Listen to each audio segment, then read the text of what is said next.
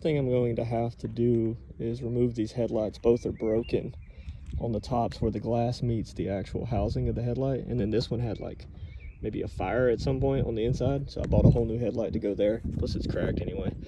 I had to go find or buy a hubcap off of eBay for one of these wheels because it was missing, and they're different colors anyway, so I'm going to pull those off, paint them black probably, just so that they're uniform.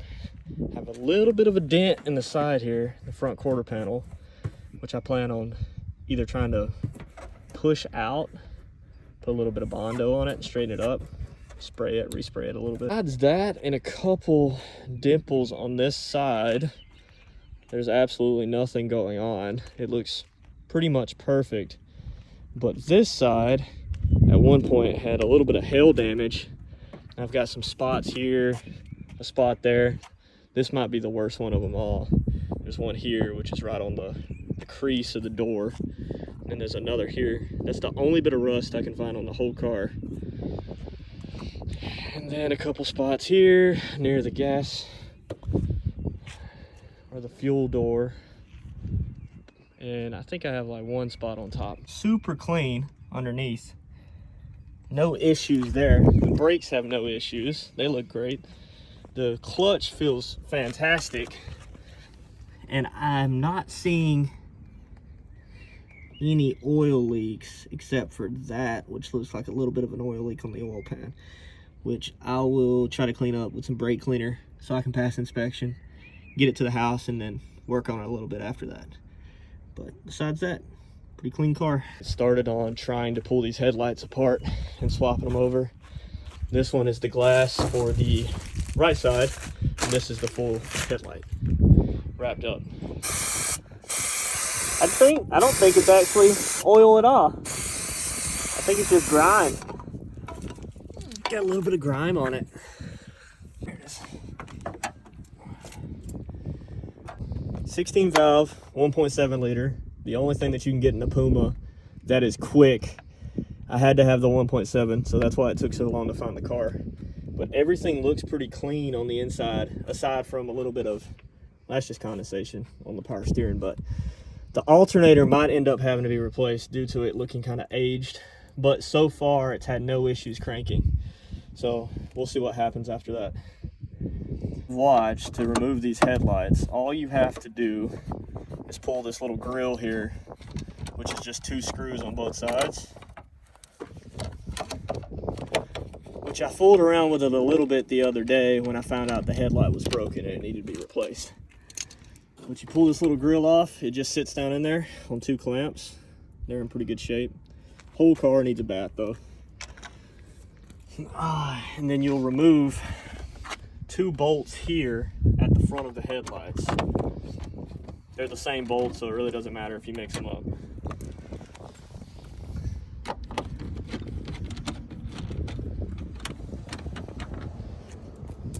And then there's 2 bolts on the top of each headlight. So one here and one there.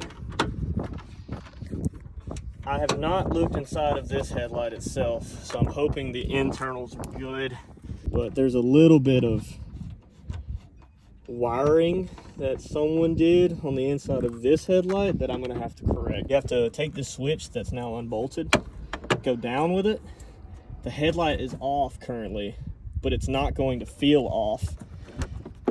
See, this is the part I'm talking about. It's broken here. This clamp's broken, so the headlight is completely open. There is a piece under here, just like that, it sits on, and it will pop loose, and the whole headlight will come off. This is what I'm talking about. Someone has hot wired into my switch here, or my connector, and I'm going to have to cut that. They drilled a hole through the whole light, and this whole light's pretty busted anyway. There it is. Old headlights off. Just to show what happened on the inside of this headlight, I think the guy who owned it before me saw that it burn up on the inside, so he just decided, oh, let's hot wire around it. So he drilled a hole through the headlight housing and ran his own wire down here to one of the lights, which looks really screwed up. That one's pretty crusty. I have all new bulbs for these. I'm just checking to see spares in case I need some. The last thing is to remove this glass from this headlight, which this one's toast. You might want to put down a little bit of a rag or something to keep it from getting all scratched up. I'm not really worried about it because it's already broken, but you just remove these tabs and the headlight glass will pull away from the housing itself. You'll get these 3 beams on the inside. What I'm after is this little light right here, which my new light did not come with because it is burned up in, and that one looks pretty good, so I'm gonna use it. Here's the new headlight that I bought, or new for me anyway.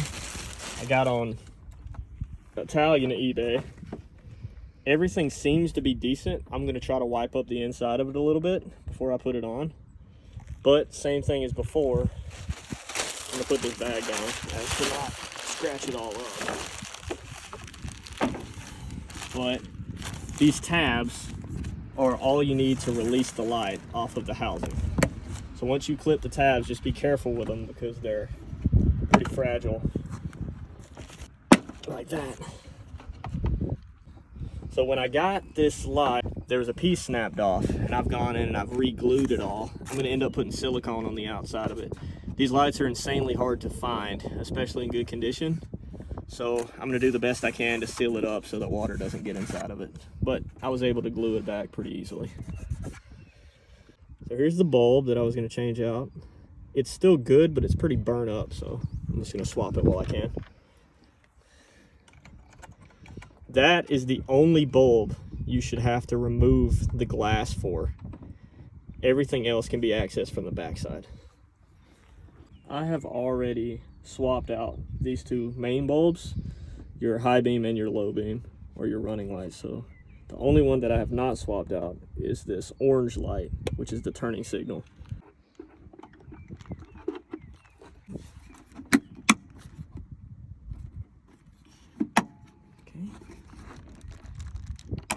Okay. There it goes. There it goes. Sweet. Now I have to undo what the last guy did, which we'll see in a second how good his wiring seems to be, which doesn't look that great, to be honest. Not the best, but it's okay. So what I'm gonna do is I'm gonna try to unravel without messing this up too bad, due to it not having much wire here in the first place. Hopefully this is all he got his hands on in the wiring, because I do not want to be diving into this car and finding messed up wiring all over the place. You should technically turn off battery power when doing this, or else you risk blowing fuses and stuff like that, but I figured it was just quick and I could give it a shot. 12 volts never killed anybody, so I've been hit with a lot worse. It's a pretty good, decent connection there. There are better things on the market. As with any car, you have to put the zip ties on it. It's a race car now. It has zip ties. This is extra 5 horsepower for just a zip tie. We'll kind of stabilize that wire a little bit, keep it from moving around until I can get an actual fix on it later on.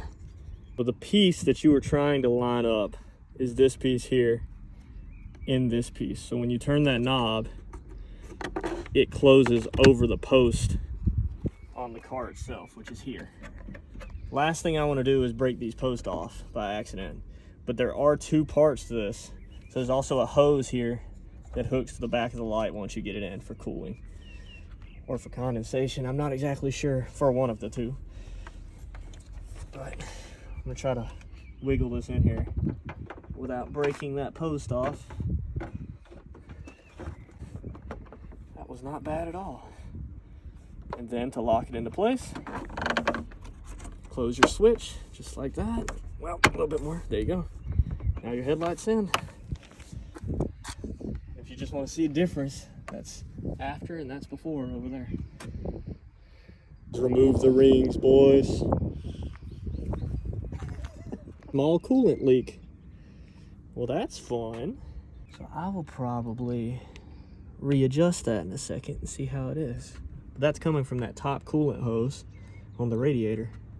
You have to wiggle this hose around to find that inlet that is down here somewhere. There it is, I found it. Pushing it on, and that hose is connected. Clean up this radiator leak a little bit. It probably just needs to be reset. That clamp's probably been there for a long time. Nothing's coming out when I push on it, so it's probably a really slow leak. And while I took the light out, I probably hit it or something like that.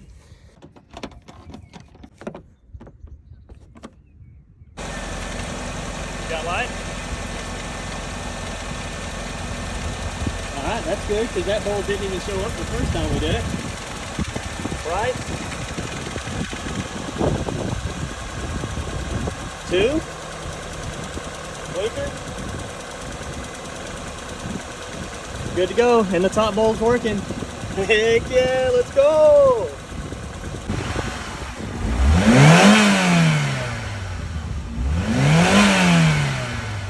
So the same situation as before. The process is basically the same.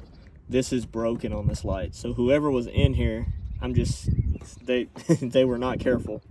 I'm hoping that the inside looks good because I did not open this light. So we're hoping that we don't have to purchase a light. So I'll see what happens. There is no wire on the backside like on the other side, so it should be okay. Let me try to wiggle it out. I have yet to take this light out at all.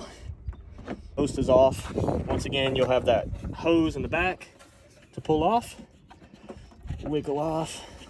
There's a connector here that you have to press in and wiggle off. That connector's gone. Now it's just the hose in the back, which I'm not sure if it's for condensation. I'll have to look that up and see. There it goes. So a clamp that hose goes on. Which, like that. There's your light. All right, hope for the best. The wiring is starting to look the same in this one as well. So we've got some cracking going on. I'm gonna be pretty careful with it. I'll have to see what I can do to get some wire in. For right now, this one's not near as bad as the other one was, but it is still pretty rough. So I'll have to decide what to do from here on that one. The problem with this light is finding a left bulb or a left housing is ridiculously hard. I looked everywhere and could not find a left housing. I found the left glass, which is what we bought, but I could not find a left housing at all. So if I need to, once I pass inspection, I'll take this light home and I'll rewire everything on the internal, just like it is now, and then we'll put brand new wire in. But for right now, it should be okay. Seems okay for now, but probably not gonna want to go a long way without trying to swap that wiring out. Which I can disassemble it and rewire it pretty easily, so it's not that bad. But I can't do it here. I do have a broken clamp here. That should be okay. These bulbs look fine, but I have to pass inspection, so I'm gonna go ahead and swap them out so they're all the same.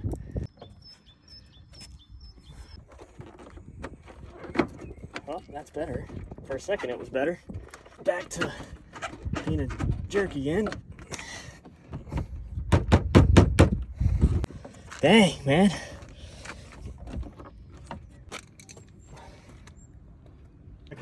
Take it back off again to connect that hose. If you don't have to do it 17 times, are you really doing it?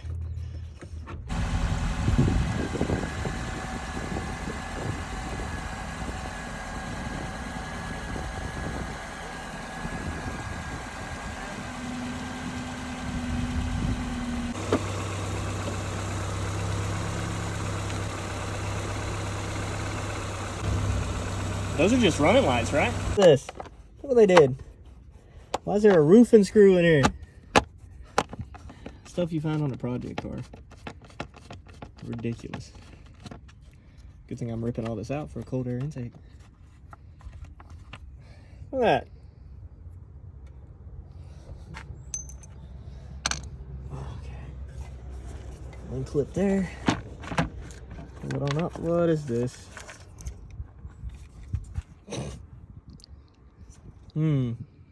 It's probably for the fog lights, I'm gonna say. And I'm gonna poke it back down there and ignore it.